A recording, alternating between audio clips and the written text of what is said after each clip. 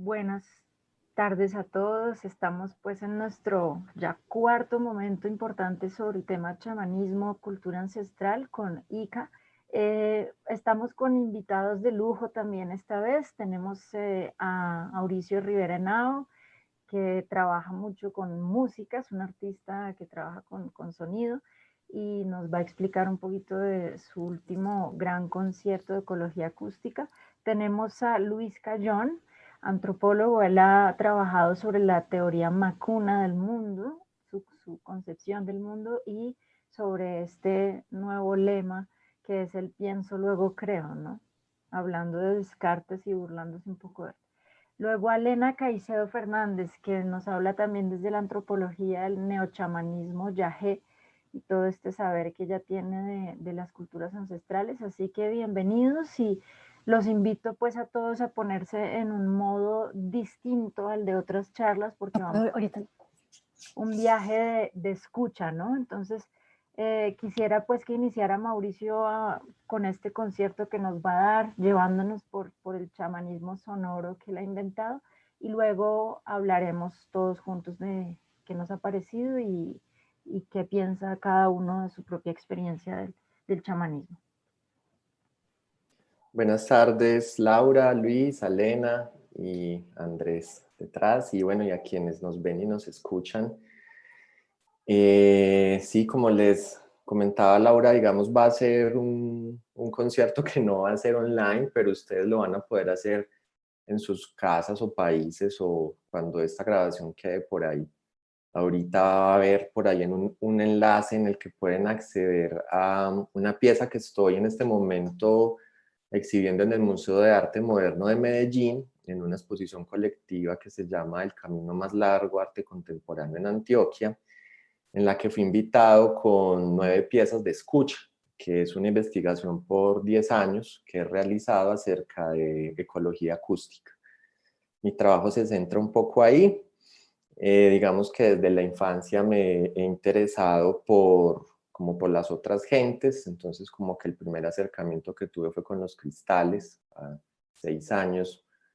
Luego con el chamanismo viajé un poco y lo que he logrado ha sido compartir como esa impresión de la sonoridad desde lo curativo, más allá de la representación, ¿sí? Y más allá de la hegemonía visual. Ese concepto de ecología acústica responde como contrapregunta a esta condición del ojo que viene desde el siglo XIV con el Renacimiento y ha sido cuantificar el territorio, ¿cierto? Como la hegemonía de lo visual. Un concepto pues que valida Murray Schiffer en un texto clave de paisaje sonoro, pero a mí la categoría de paisaje me parece muy problemática porque es que donde yo vivo, paisaje cultural cafetero, pues declarado por la UNESCO en el 2011, es una vaina súper mercantilista, que se vuelve más pasar de un territorio a un potrero y luego un parqueadero, ¿no? Como en esa condición de venta y de turismo. Entonces me interesa más el concepto de ecología por la misma relación de horizontalidad como con los otros seres, ¿sí? Donde se pone valor a las plantas, a la fauna, a la flora, donde un poco como recordando lo que dice Ana Haraway, Donna Haraway, es como poner dónde conectarse, ¿sí? Dónde hacer clic, en qué nodo conectarse. Entonces, les voy a presentar el programa de concierto que ustedes pueden descargar. Ustedes lo pueden hacer en sus casas, ¿sí? Desde el link que les van a estar ahí presentando en Sí, lo pantalla. tienen en Facebook también, lo tienen ahí justo en comentarios, lo pueden buscar. Listo, entonces este es el programa de concierto en el que, repito, pues ustedes pueden hacer la escucha.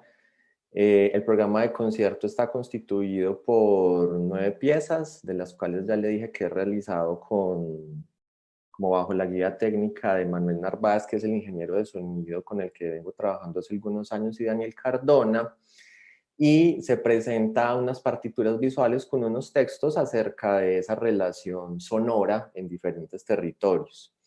La primera que les voy a compartir es esta que se titula Chicharra Armónica. Se hizo en el contexto del paisaje cultural cafetero y digamos aquí parto de un concepto clave que me sirvió en ese entonces y es el concepto de ritornello propuesto por Deleuze y Guattari, ¿cierto?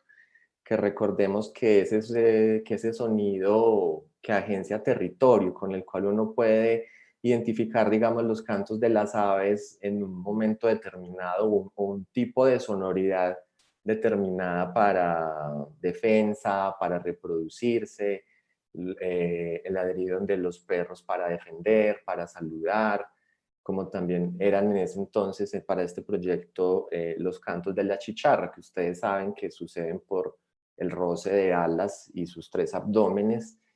Yo conocí un poco de canto tradicional chamánico y pues parte de la técnica del canto curativo es que la onda de sonido viaja a un cuerpo, ese cuerpo lo recibe y al mismo tiempo lo refleja. Entonces, en ese devolver de esa onda, uno lee en qué parte es esa onda que yo envío, o que el chamán, o que el taita, o el curaca, o el secretario envía, en qué parte no se devuelve, en qué parte se siente opaca, en qué parte se siente dura.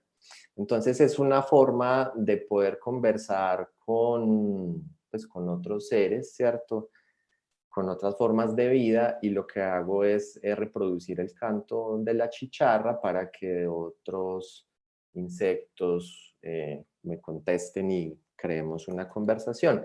Entonces les voy a compartir solo 2 minutos por la necesidad también de conversar acerca pues del tema. Entonces ahí les va.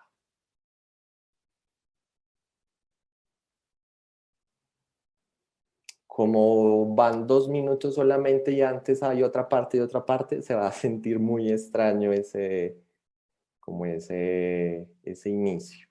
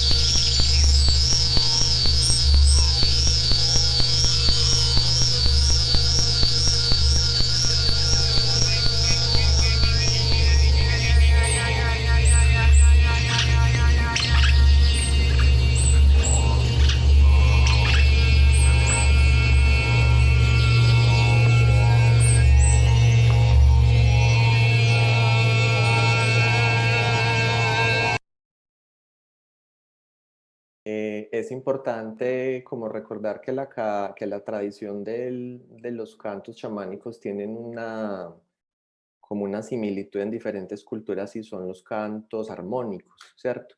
En los que hay una serie de técnicas del diafragma, de la garganta o del cráneo para que las glándulas resuenen, ¿sí?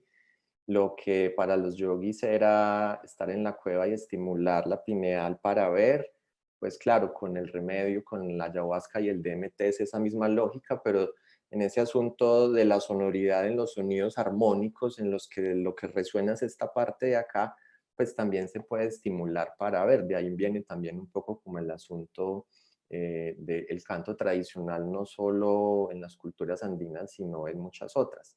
Al mismo tiempo, era lo que les comentaba antes, y es, Chentelmellar lo explica mejor, y es cuando la sonoridad no tiene una representación o un significado particular, sino que es el sentir de la onda, ¿sí? Y en ese sentido, como en esa glosolalia, que más allá de una lengua materna hay una sonoridad en la que uno entra y uno viaja, pues es otro lenguaje que no es como, que responde más a unos asuntos de tradiciones orales y que responde más como a una concepción de horizontalidad y de relaciones rítmicas, bioquímicas, ¿cierto? De una cultura biótica.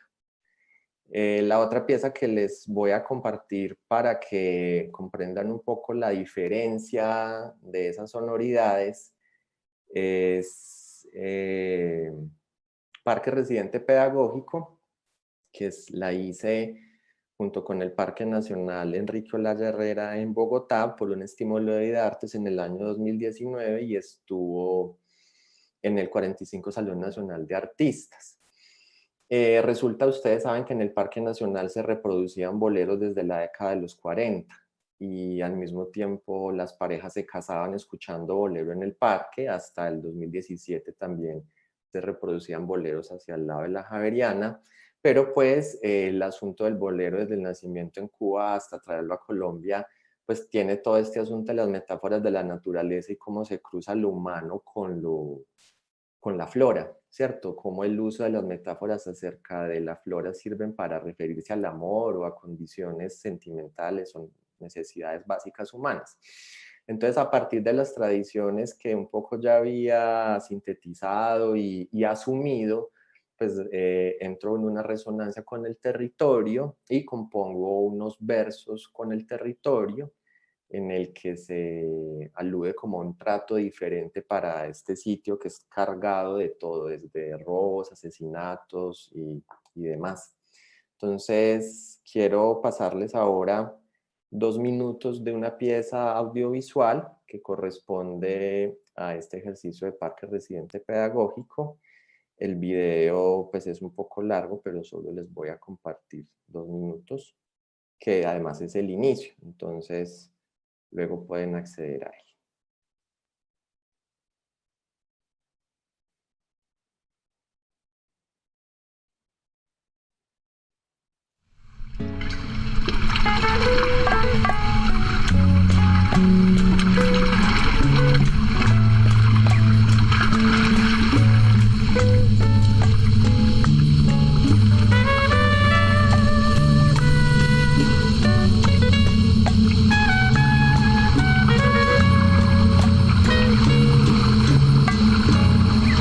La potencia está en la tierra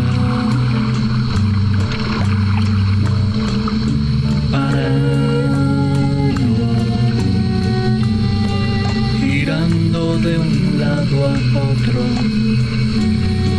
hace miles de años. Me sumergía en esa tierra. Parque.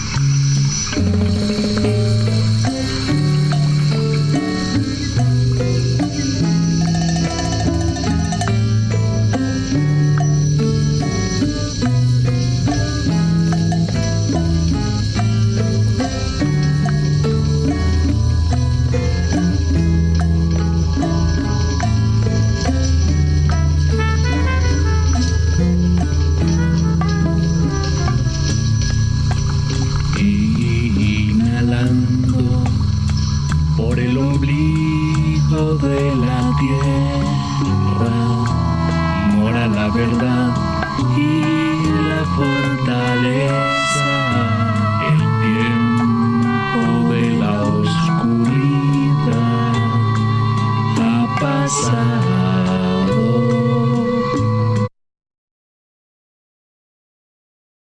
y ahí les queda la entrada para que luego lo bailen en sus casas. Yo recuerdo que cuando estaba finalizando las escenas, esto fue un proceso de 6 meses, como en la última parte, yo le dije al parque, hágame una ceñita que necesito una escena, y salí de estar ahí en el territorio porque esta pieza se montó en un kiosco, que es el único kiosco tipo Maloca que hay en el Parque Nacional, entre Quinta y Séptima con 36. Es un asentamiento de familias mucho más antiguo, pues de épocas pasadas, que a la fundación del parque. O sea, es una maloca y claro, tiene 9 postulados de madera, está pues diseñada como por otra tradición, y justo salí como de limpiar, hacer el proceso. Antes le había pedido como esa ceñita y salió un arco iris que unía el lado de la Javeriana con los cerros de la Circunvalar, y empezó a llover 10 segundos, fue como una cosa de 10 segundos. Esa escena luego la pueden ver en el video y les adelanto para que se animen. Laura, por ahora eso. No, maravilloso. Entonces ya estamos inmersos en ese mundo chamánico que a la vez tú llevas un poquito más allá con mezclas sí, de sonidos propios a territorios como el de este parque, ¿no? Entonces no te da miedo tocar sonidos que no son propiamente los guturales tradicionales del chamán, sino vas un poquito más allá. Entonces, Alena y luego Luis, ¿ustedes cómo reaccionan a esto y desde su experiencia, qué han podido saber del chamanismo y de la música, por ejemplo, y del territorio? ¿Qué nos pueden decir? Vale, pues gracias primero Mauricio, muy interesante, digamos, esta propuesta, como le estábamos hablando también un poco antes de comenzar este conversatorio, pues estos diálogos son realmente interesantes en el sentido de la interdisciplinariedad y también la intersensibilidad que exigen, pues resulta como muy creativo también. Y para mí, por lo menos, todo un reto, ¿no? Pero maravilloso, me parece muy interesante, sobre todo este último trabajo que presentas. A mí lo que me despierta un poco una primera inquietud, digámoslo, por arrancar por alguna parte, es el vínculo, digamos, de este tipo de ejercicios que tú propones con la noción de chamanismo, con la noción de canto chamánico, ¿no? Y un poco también con una cierta sensibilidad que hay de justamente como proponer una lectura descentrada un poco de la racionalidad con la que nosotros pues vivimos cotidianamente y que de alguna forma nos ubica, digamos, en ese plano de lo que se denomina como ancestral y chamánico, en el sentido de una postura diferente frente al mundo, una cosmovisión distinta. Ahí yo creo que, digamos, alcanzo de alguna manera a enganchar, ¿no? Esta referencia a pensar o esta idea, digamos, de chamanismo como algo que nos remite hacia una relación continua, ¿no? Digamos, de continuidad más bien, entre la realidad cotidiana, si se quiere, y el mundo más sensible de seres no humanos con los que estamos interrelacionados y vinculados permanentemente, más allá incluso del efecto, digamos, del tiempo ritual, que es un poco lo que uno más o menos como a veces encuadra y como en términos del chamanismo. Entonces yo creo que esa continuidad, ese hecho de no separar naturaleza de cultura, ¿no? Que creo que es como uno de los puntos importantes allí, creo que ahí es un poco donde estás anclando esta noción de chamanismo, me parece como muy interesante, digamos, esos vínculos y esas conexiones sensibles que nos estás como proponiendo a ese nivel. Me llama la atención además justamente porque también uno explora, ¿no? De alguna manera como antropólogo o como antropóloga, en este caso, la noción de chamanismo, ¿no? Y un poco como el contenido y la sensibilidad también que hay detrás de estas maneras, que habitualmente, digamos, consideramos que todos estamos pensando lo mismo cuando hablamos de chamanismo y uno va a ver, y hay muchas maneras de concebirlo, ¿no? Entre otras cosas, como una separación también, ¿no? Quienes estamos formados en antropología sabemos que el chamanismo es una categoría inventada por los antropólogos, ¿no? Y en esa medida, pues es una categoría que no tanto nos habla de universales, sino más bien de una pretensión de universalidad en las maneras, en las ritualidades, ¿no? Que es un poco más el ojo, ¿no? De quienes miramos a los otros y no tanto, o no necesariamente esa experiencia no sé, de las cosmovisiones, por ejemplo, los pueblos indígenas que tienen sistemas chamánicos y demás. A mí me parece súper interesante porque creo que en esta medida un poco el chamanismo se convierte en una forma, y eso lo hablan varios antropólogos y antropólogas, es como una forma de reflejo también, ¿no? De lo que los no pertenecientes a culturas chamánicas vemos del mundo chamánico, una suerte también de idealización allí, pero también un reclamo, ¿no? Por una intención de comprensión, como tú mismo creo yo que es lo que nos estás proponiendo, una intención de comprensión distinta a la racionalidad occidental, pues que separa tajantemente la naturaleza de la cultura, que nos hace pensar, digamos, cartesianamente en ese vínculo, cuando realmente, digamos, las sensibilidades y la vida misma nos pone frente al reto de entender esa continuidad como la base de cualquier relación vital, ¿no? Como de lo que somos en últimas, ¿no?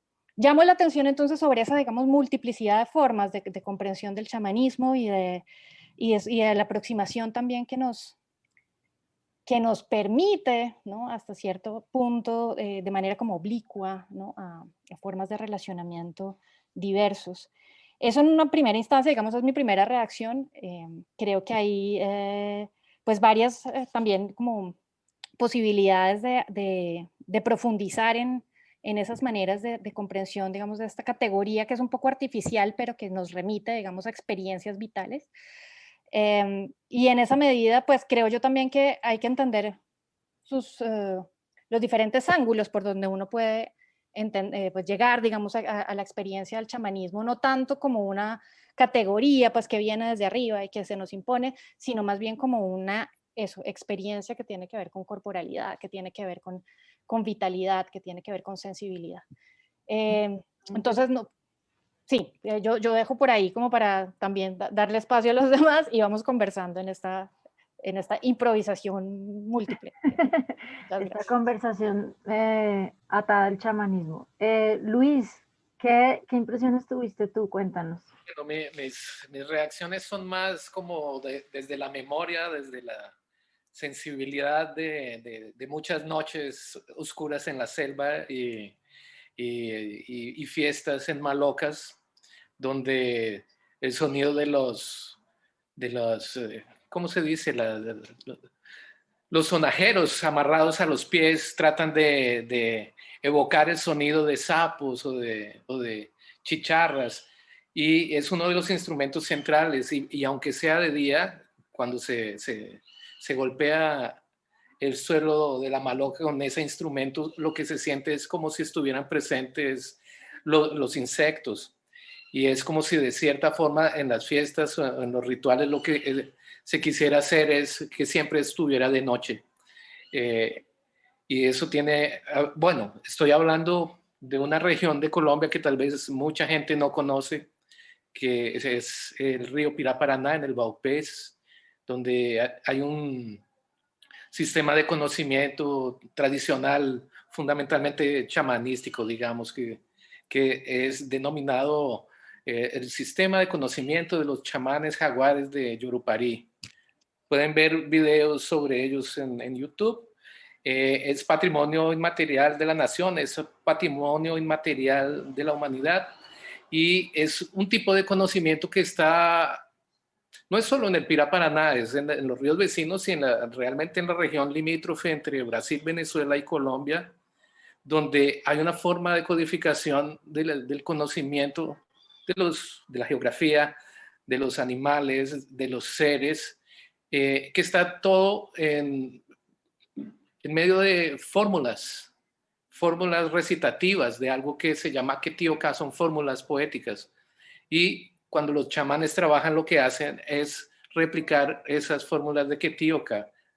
A veces son parecido a canto o a una cadencia rápida, pero están relacionadas también con los cantos, están relacionados también con las narrativas mitológicas. Parece que cantar, bailar, la narrativa chamánica y, bueno, el Ketioka, la narrativa de Ketioka y los mitos, es todo un complejo de conocimiento que está dispuesto o está orientado a la transformación de la realidad o a producir efectos por medio principalmente del sonido y por medio del soplo del chamán.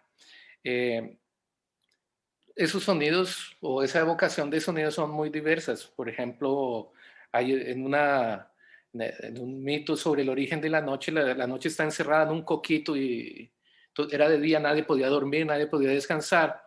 Y se le entrega a los demiurgos esa noche, se les dice, lleguen a la maloca y lo abren allá. Pero hay uno de los demiurgos es muy inquieto y desobediente y no aguanta y abre el coco antes de llegar.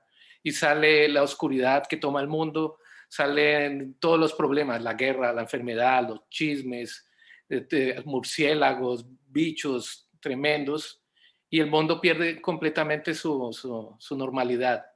Y la forma en que ellos tienen para recuperarla es recordando lo que el dueño de la noche les dice, tienen que hacer la recitación para manejar la noche.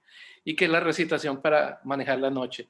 Es ir cantando la secuencia de los animales que van cantando entre la medianoche y las 4 o 5 de la mañana. Entonces va de tal chicharra, tal sapito, después las ranas no sé qué, después las ranas no sé qué.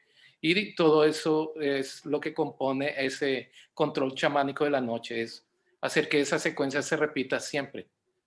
Y hay que dominarla. Entonces, el sonido tiene todo a ver con el mundo como debe ser, como debe estar colocado. Y bueno, dejo ahí, después seguimos. Muy interesante esa noción como de la noche que surge y de repente el desequilibrio, ¿no? Siempre en estas mitologías hay un caos inicial y luego un orden, o un orden y después un caos que tratamos de volver a equilibrar.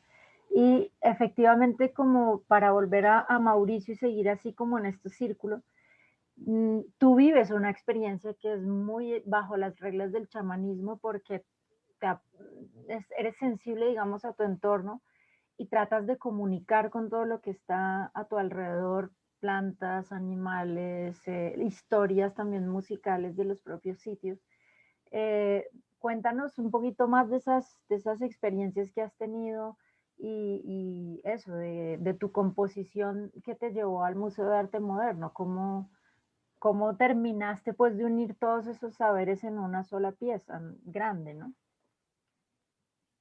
Bueno, sí, y qué bueno lo que comentaba Lena y Luis, porque sí da como para otras más horas, pero acerca de lo que decía Lena, como de las categorías, que también es lo que entiendo un poco de lo que dice Luis, que lo he escuchado de un amigo muy querido que está haciendo un doctorado y ha leído y me cuenta mucho en ceremonia acerca del Yurupari, Duván Rivera Arcila, que debe estar por ahí. Es que fuera de esas categorías de chamanismo hay una cosa que es como lo corpóreo y de lo experiencial, ¿sí? Yo les quiero mostrar algo que tengo desde los 5 años. Este cristal lo tengo desde los 5 años, es muy pequeño. Y el primer libro que me compré fue de cristales. Fue el primer libro que me leí y mi mamá y mi hermano me acompañaron a comprarlo. Y a los 6 años yo hacía cristaloterapia, ¿no? Y tengo 40. Entonces, digamos que no conocía qué era el término ni las categorías, era una cosa que estaba ahí, ¿cierto? Que es como el animismo en los niños también, ¿cierto? Conversar con los palos, cabalgar sobre el palo, el amigo imaginario, ¿sí? Pero en la adultez ya entendí que son una mediación, ¿cierto? Y como mediación siempre han estado en los procesos de creación mía, ¿sí? Digamos, en ese video del bolero hay un cristal, hay otros cristales que se sembraron en el parque. Recuerdo la primera vez que canté con Matthew Kosel en Costa Rica. Estábamos en Costa Rica y nos dijeron, ve, allá ahí están las esferas de Costa Rica, que ustedes saben son estas esferas perfectas. Pero mi inglés en ese entonces era más malo que hoy. Si hoy es malo, en ese entonces era perverso. Y él es cantor gutural de garganta y es iniciado en esa tradición. Y yo no le entendía, pero lo que sucedía era que cuando cantábamos los dos entrábamos en un mismo ritmo o en una misma resonancia. y entendíamos que la resonancia no era de las personalidades, sino de la sonoridad con el territorio. Luego en La Habana con Babalao Mayitzo, un santero que vivía ahí en La Habana antigua, sucedió igual. Yo no sé yoruba, ¿cierto? Y nos sentamos a cantar, intercambiamos cristales, semillas, nos sentamos a cantar y sucedió lo mismo, ¿cierto? La resonancia con el territorio iba condicionando como una cadencia, como, ¿cierto? Como un síncopa. Entonces era, claro, ahí entendí un poco lo que una vez le escuché a una cantadora colombiana que decía que le había tocado algo así que no entendía qué le decían, pero cuando que cantaba, creo que era Totó la Momposina, que cuando cantaba todos entraban como en una resonancia vibracional, ¿sí? Entonces, digamos que uno de niño lo hace, ¿cierto? Con los cristales, en la adultez también. Entonces yo creo que eso es como lo experiencial que se sale de esas teorías y de esas categorías que se vuelve más rico. Ahora, eso traducido a contextos de investigación, creación con los que hago el tipo de obras como la que está en el museo, implica ya una metodología de trabajo que no es tan azarosa o tan rápida como lo comento. Entonces implica reconocimiento, fuentes primarias, recolectar información, estar en campo 3 o 4 meses, y lo que hago es tratar que esos ejercicios de creación repercutan en el contexto cercano. Digamos que las obras mías no se enfocan tanto en producción de objetos, sino en diseñar experiencias. En ese sentido también me pego un poco como a la categoría de la que conversamos hoy, y es cómo propiciar una experiencia que quiebre ese sentido de realidad de ese contexto, ¿sí? Que permita comprender ese territorio más allá de un asunto de minerales, fauna, flora, o de un asunto como de usabilidad.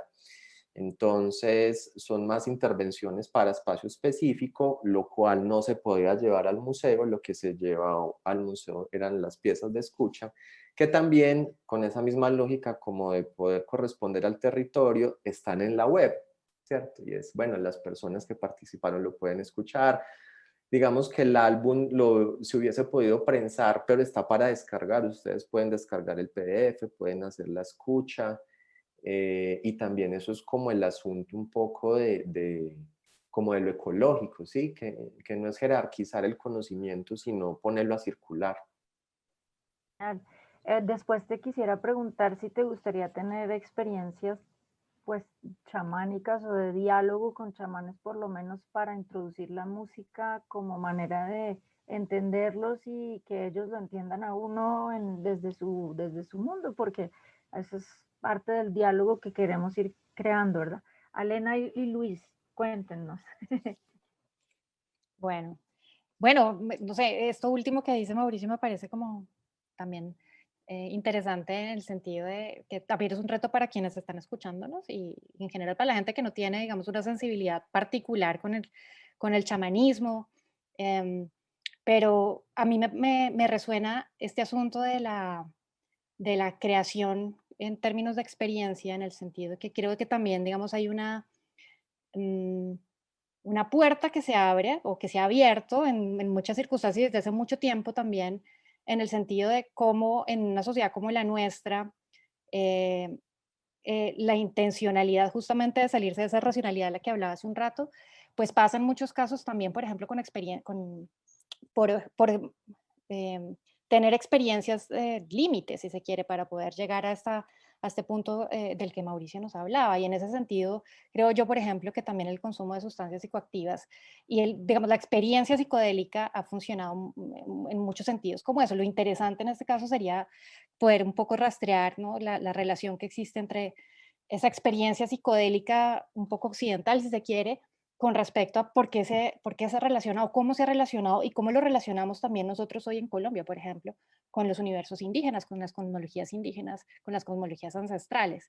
Yo creo que ahí hay una ruta también de experimentación súper interesante y pues también Mauricio un poco lo que nos cuenta, más allá como de las múltiples rutas que presiento yo que has tenido para poder llegar a estos lugares de la experiencia chamánica, pues según lo que nos estás contando, también, digamos, has tenido experiencias con este tipo de sustancias y de plantas de poder que digamos, generan, digamos, una ruta para poder entender, digamos, esas experiencias y ese relacionamiento sobre todo con entidades, con espacios, con entornos, ¿no?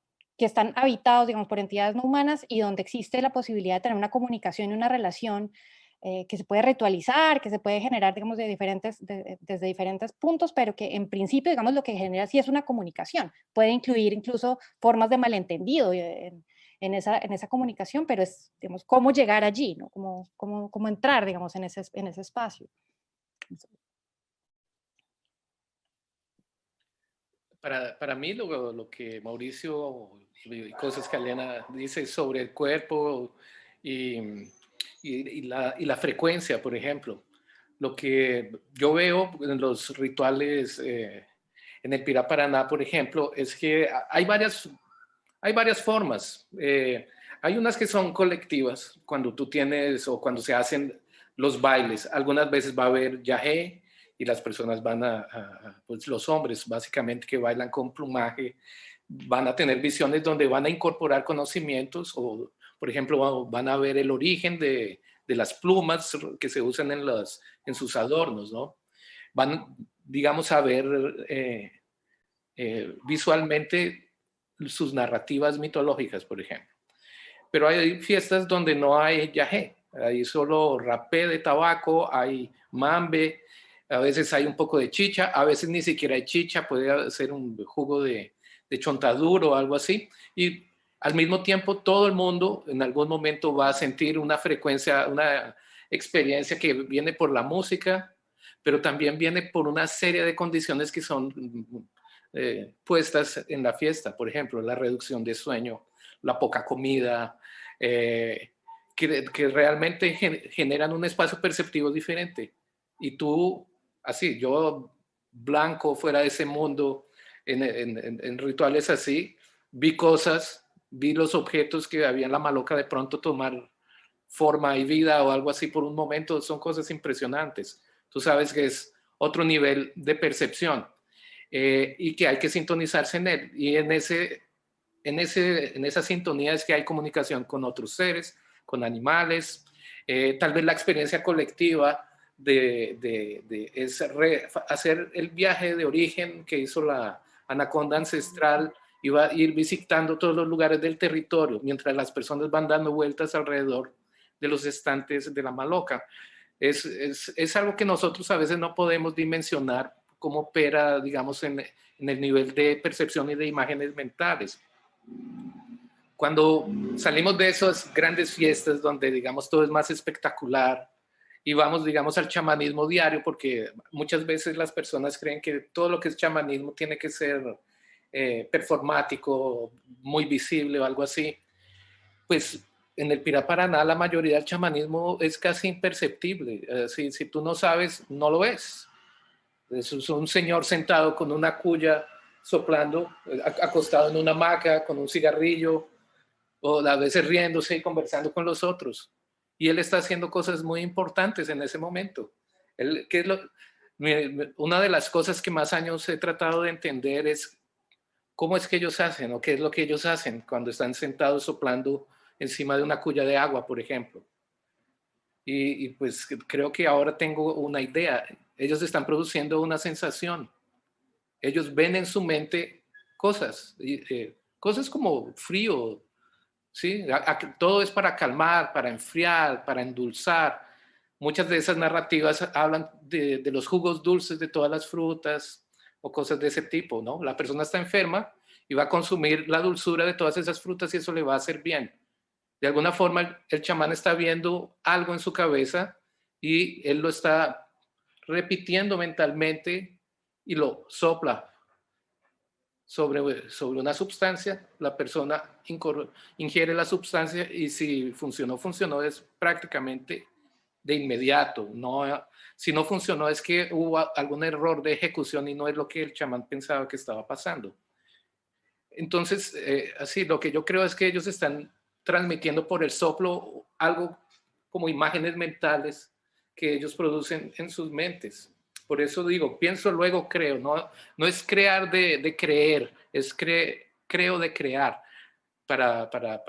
los chamanes del Pirá Paraná, la realidad se crea es a partir del pensamiento de lo que ellos hacen. De alguna forma lo que nos están diciendo es que la materia puede ser transformada por medio de esos cantos, soplos e imágenes que se crean en la mente.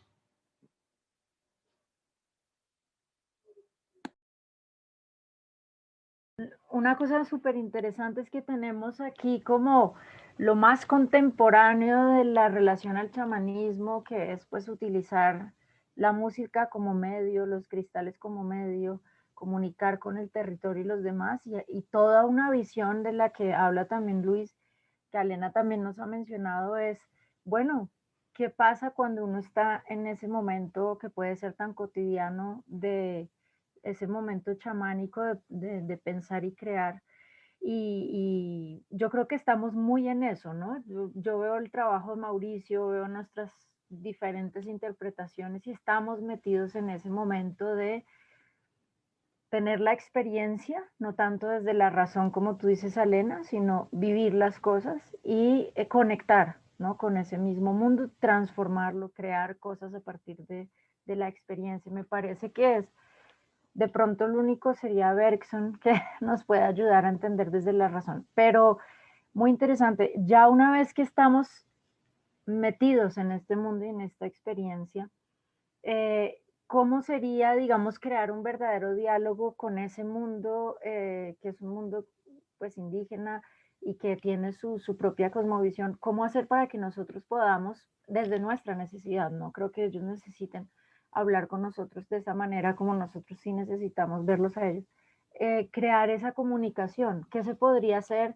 Mauricio, Alena y Luis, para que exista una conversación desde el chamanismo cotidiano, puede ser, para que nuestra visión y la de ellos pase esas tensiones, pase esos claros oscuros y podamos encontrar puntos de encuentro? No digo que todo, pero sí momentos en que nos podamos de alguna manera reconciliar cultural, ecológicamente, en términos de pensamiento, con ese mundo que siempre hemos relegado, ¿no? La antropología no, pero los otros pensamientos siempre dicen, uy, lo indígena, esto es el pasado, ¿no? Esos indígenas no, que no progresan. Entonces, ¿cómo hacer para no caer en eso y comunicar?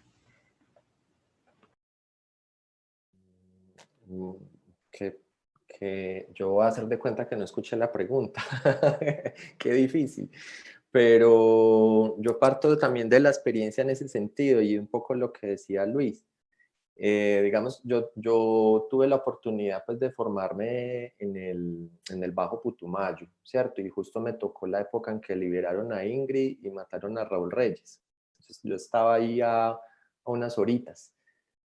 Y yo después de 4 o 5 años dejé de tomar remedio por 7, ¿sí? Y lo hice por convicción, porque yo sabía que tenía que vaciar contenido. Yo creo que un poco lo que dice Luis de esas personas que están con el tabaco ahí en la hamaca conversando, están tan vaciados de contenido que, que pueden dialogar más que comunicar, ¿no?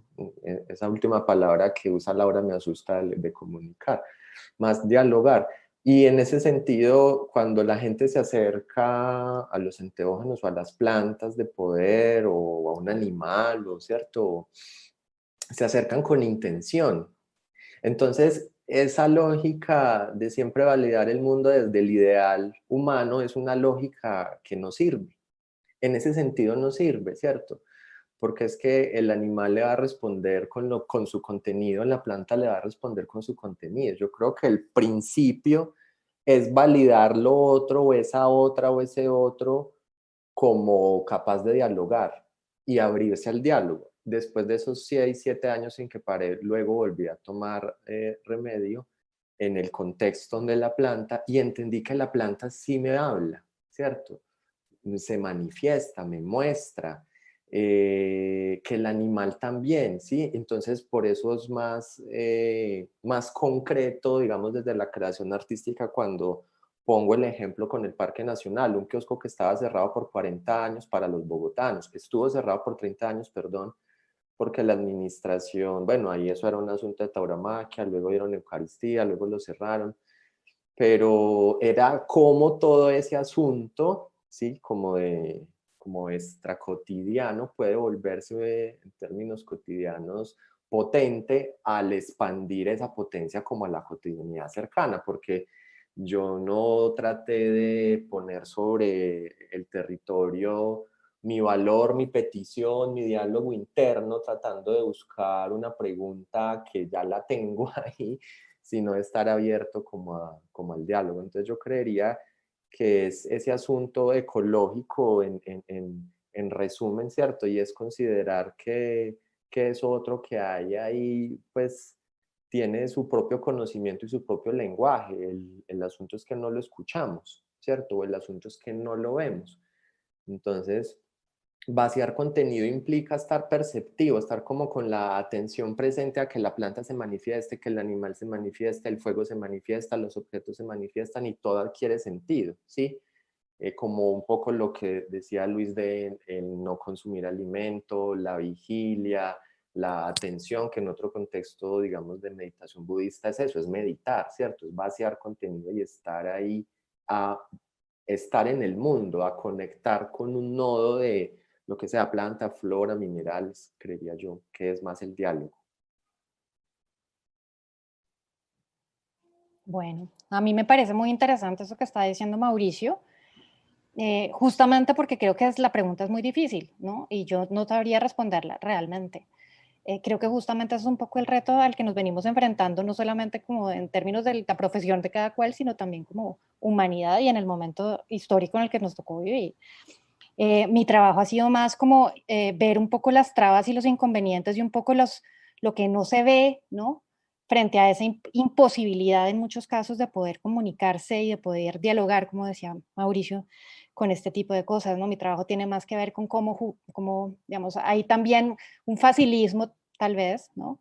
En el que caen bastantes personas muy seguido, ¿no? También de pensar que esto es simplemente soplar y hacer botellas y con que yo diga que soy chamán y me quiero volver chamán, pues ya con eso más o menos como que resolví la incógnita de quiénes son los otros.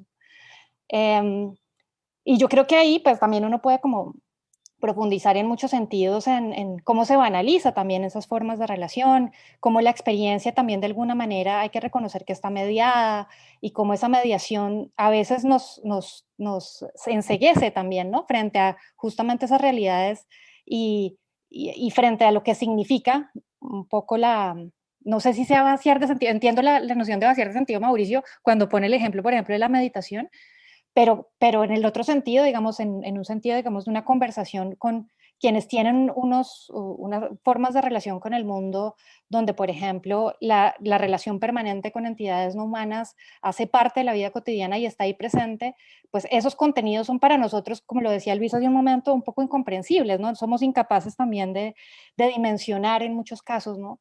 Ese tipo de relación. A mí me parece más interesante, aunque no sé todavía bien cómo sería el asunto, hablar de formas de conversar, ¿no? Yo creo que parte de lo que hacen estos chamanes, no sé, bueno, si llamarlos chamanes también sea un poco complicado, ¿no? Justamente utilizar ese tipo de categorías a veces justamente nos hacen recaer en esas banalizaciones, pero creo que estos personajes, digamos, lo que nos demuestran es su capacidad de conversación, ¿no? De escucha, evidentemente, pero sobre todo de conversación y de maleabilidad, ¿no? Normal, como sin ningún tipo como detrás de escenario pues súper excepcionalizante ni nada por el estilo, sino es más bien como cómo somos, cómo devenimos, cómo nos convertimos y cómo vitalmente, digamos, somos en conversación, ¿no? Somos una conversación en últimas, ¿no? Todo es resultado de cómo conversa la vida en general, ¿no? A través de los cuerpos que cada uno de nosotros encarna. Pero yo creo que esa pregunta es una pregunta, pues la pregunta del millón, ¿no? Creo que la experiencia estética en muchos casos nos ayuda, digamos, a aproximarnos tangencialmente a esa posibilidad, ¿no? A sentir por lo menos que rozamos eso, pero así como una explicación o una manera de llegar allá, me parece muy bonito. Pues así, creo que hay varias cosas que nosotros podremos aprender de los indígenas sin tener que conversar, otras sí. Por ejemplo, hay unas cuestiones que son simplemente de ética, Nosotros destruimos las nacientes de agua, talamos los árboles en las montañas, después llueve, hay derrumbes, se mueren las personas. Así, nosotros hacemos cosas que son sin sentido, nosotros no cuidamos los elementos donde se sustenta la vida, ¿sí? Lo que es de todo el mundo, lo que es para todos. Estamos en el punto en que nosotros decimos los indígenas son los que cuidan la naturaleza, cuando debería ser que todo el mundo cuida de las bases de vida. Eso lo podemos aprender por varias etnografías, por lo que nos cuentan, por un poco de lógica de hay que evitar mercantilizar el fundamento de la vida, el agua, el aire, en fin, ese tipo de cosas. No lo dicen los indígenas, pero eso no lo pueden decir en cualquier lugar. Eso parece que es sentido común, pero el sistema no entiende nada de esto. Hay otras cosas que podemos aprender, por ejemplo, o interesarnos sobre los territorios que habitamos. ¿Cuántas veces, por ejemplo, hablando con indígenas en Bogotá, ellos ven los cerros y me dicen, ¿cómo se llama este? Bueno, Monserrate, Guadalupe, la Cruz, bueno, uno sabe algunos. Y ese, yo no sé. Yo no sé los nombres de los cerros de la ciudad donde nací, donde viví 30 años. No sé los nombres de los ríos que pasan por la ciudad. Eso llama la atención a ellos. Los indígenas dicen, ustedes no saben nada si no saben dónde viven. Entonces nosotros podemos aprender sobre nuestro propio territorio algunas cosas. No es que hay que hacer pagamento aquí o no sé qué, no es esa cuestión, es relacionarnos, enraizarnos con nuestro territorio de alguna forma, actuar responsablemente con el entorno que habitamos, aprender a oír los sonidos, ver cómo es que es la sucesión de las floraciones de las frutas durante el año o cosas de ese tipo, que era el conocimiento básico que nuestra vida urbana nos quita. Ahora, aprender otras cosas con los indígenas, yo creo que ya es mucho más complicado.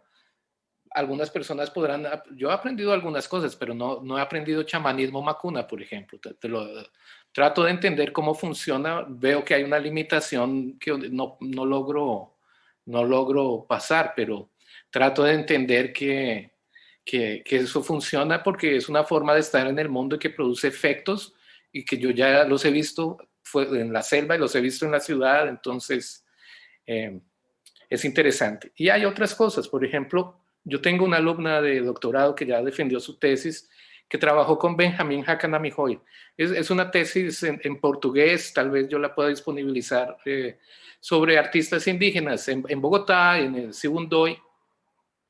Y ella acompañaba a dar vueltas por Bogotá y por ejemplo, Benjamín tenía una forma de caminar por la ciudad que era diferente y era conectando puntos porque él estaba percibiendo los otros seres que habitan en la ciudad y nosotros no habitamos.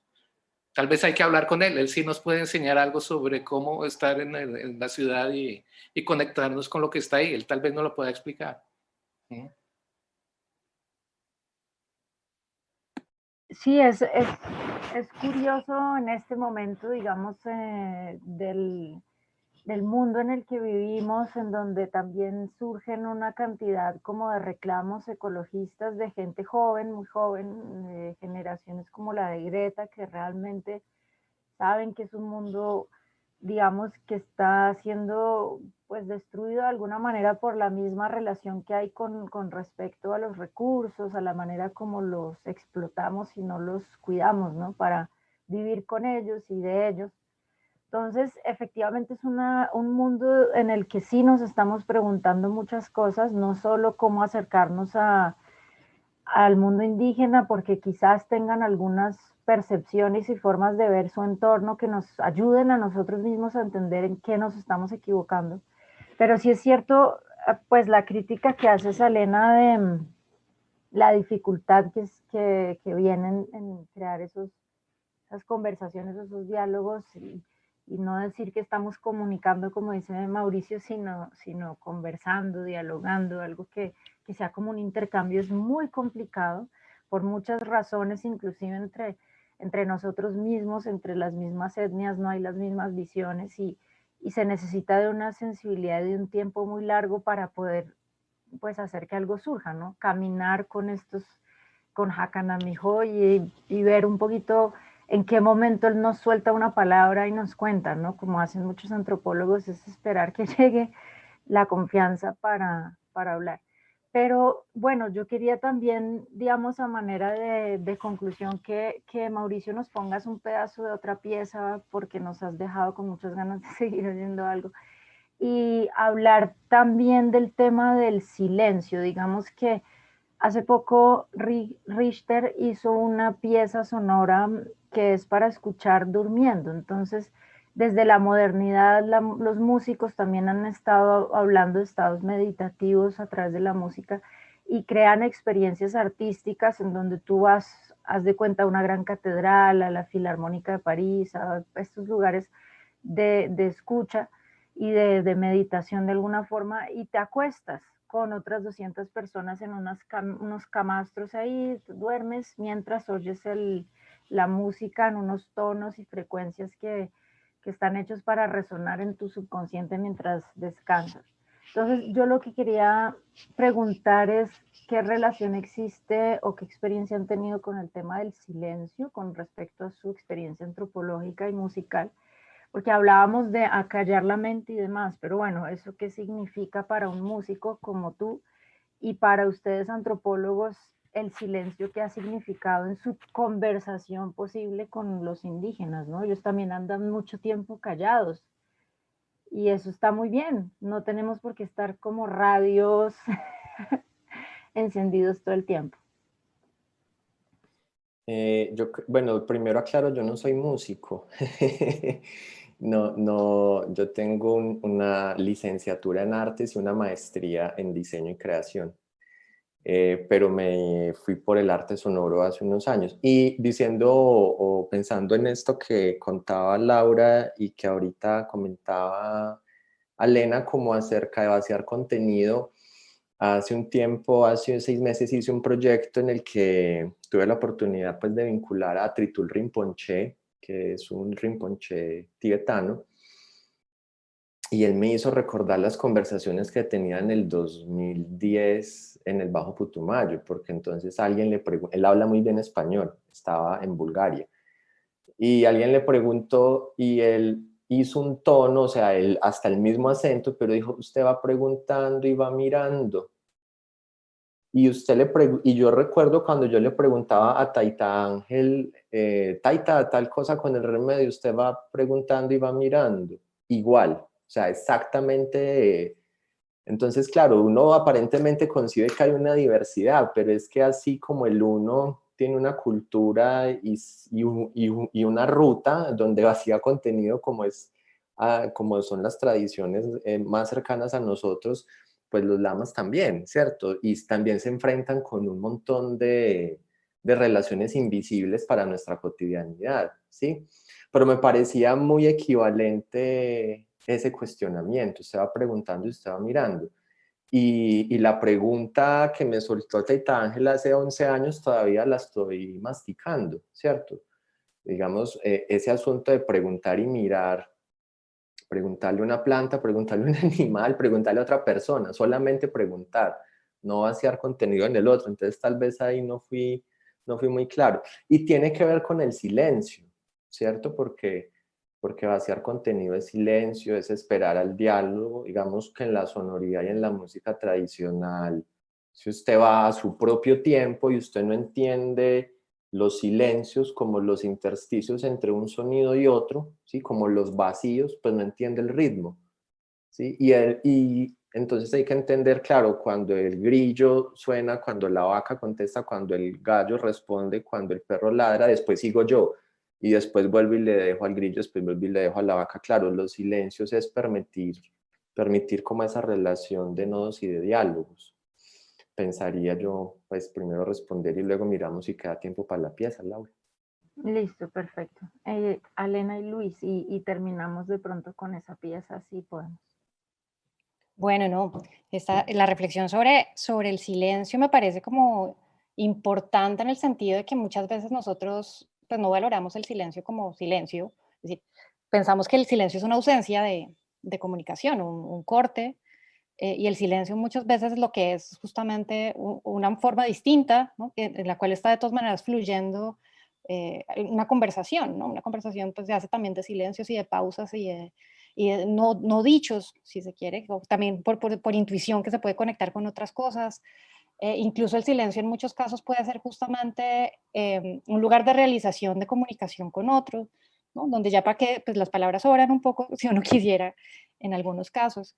Entonces, alguna vez alguno de los taitas en el Valle de Sibundoy hablaba sobre esas formas de silencio, hablando un poco también sobre lo que sucede durante las tomas de yagé y digamos, estos espacios donde uno puede hacer como ciertas digresiones rituales y entonces se mama gallo y se echan chistes y demás, pero también asimismo hay unos lugares, unos momentos de silencio, ¿no? Hay unas pausas, ¿no? Que son muy importantes también de mantener. Y él decía que en general, digamos, las formas de conversación que suceden durante una toma, pues son como un río, ¿no? Es decir, es algo que está todo el tiempo fluyendo, independientemente de si lo estás haciendo verbalmente o no, porque en muchos casos, digamos, el silencio también supone eh, una expresividad extra, ¿cómo se dice? Verbal, pues que no pasa solamente por las palabras, sino que pasa también por las expresiones, o incluso por la falta de esas expresiones. Entonces, bueno, pues volviendo un poco a la pregunta que hacías hace un momento, Laura, yo insisto en mi insuficiencia para poder dar cuenta, digamos, de eso que estaba mencionando también Luis hace un momento, de qué podemos y cómo podemos conversar con los mundos indígenas y hasta dónde también podemos llegar. Digamos, hay unos alcances que uno puede tener como antropólogo, pero también, digamos, hay otros escenarios donde uno no necesariamente tiene que estar conversando verbalmente para poder también ver un poco cómo nos están de alguna forma enseñando límites, ¿no? Que no son ni siquiera de ellos, son límites nuestros. Pero me parece todavía como muy difícil, ¿no? Como poder hacer esa síntesis, ¿no? Sin tener de todas maneras encima el riesgo de cómo podemos nosotros, digamos, establecer esa relación y esa comunicación sin considerarlos a ellos todo el tiempo como si fueran y que sigan siendo otros distintos, ¿no? Me parece a mí que es como el riesgo principal. Eso. Sí, para mí el silencio en la interacción con los indígenas es tal vez de las partes más marcantes, porque en mi trabajo de campo pasé a veces días enteros en silencio sin hablar mucho más allá de buenos días y voy a bañarme o algo así, o quiero fumar o algo así. En el silencio descubrí que la cabeza hace mucho ruido y tal vez es por medio de estar en silencio haciendo trabajo de campo que en algún momento comienza uno a entender algo de los mundos indígenas, un poquito, nada más, que creo que es lo que yo entiendo, es solo un poquito. Ahora sobre el silencio vi una cosa muy impresionante una vez. Yo estuve en un ritual de Yurupari, pero no me dejaron ver las flautas, me mandaron con las mujeres y los niños. Entonces, las mujeres y los niños no pueden ver las flautas, es prohibido, pero las pueden oír. Y las flautas, cuando son tocadas, hay unas que tienen sonidos muy graves, vibra la tierra, es impresionante eso. Es así, uno siente las vibraciones de las flautas estando sentado en la maloca y ellos tocando afuera. La cosa es que después de una noche entera de ellos tocar las flautas, yo salí al día siguiente y había silencio en la selva. ¿No? Los pájaros estaban callados, todo estaba callado, todo era súper tranquilo. Y ahí entendí por qué ellos decían que usar las flautas es para calmar el mundo, porque realmente queda 2 o 3 días de una quietud que es realmente impresionante. Entonces, las flautas, el sonido, producen el silencio de alguna forma después de su uso, ¿no? Increíble. Pues no, terminemos con una nota de sonora, digamos, y de Mauricio para despedirnos y luego quedarnos un rato nosotros mientras los demás ya dejan el Facebook. Vale. Listo. Hay una pieza que hice junto con un amigo Álvaro Hoyos para el 44 Salón Nacional de Artistas. Además tiene que ver mucho como con la colonia antioqueña del territorio. Y hubo un poeta, Luis Carlos González, que hizo un bambuco que se titula Pereira. Y en ese bambuco hablaba del río como escultor de piedras, pero pensando en esa cotidianidad de lo chamánico, pues les quiero presentar una pieza que está no en web, sino en la sala del museo, porque digamos la obra que hice para el Museo de Arte Moderno de Medellín tiene un componente en web y otro en sala. Este es parte del componente en sala.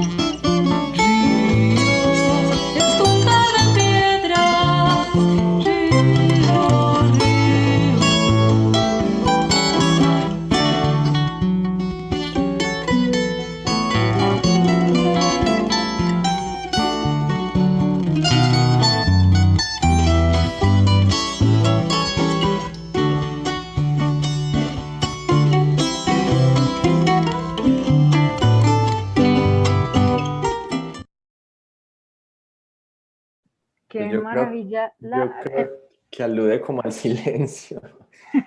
la ropita moviéndose y el árbol también, además del río, ¿no? Qué Como maravilla. vivimos hoy. Ujú. Muchísimas gracias, Mauricio, Luis, Alena, pues son conversaciones que se quedan siempre cortas. Los esperamos para una próxima cita y nada, seguiremos conversando. Yo estoy segura de que de aquí van a salir muchas cosas más. Así que gracias a los tres. Muchas gracias a Luis, Alena y a Laura y Andrés. Gracias a Gracias. ustedes. Verlos.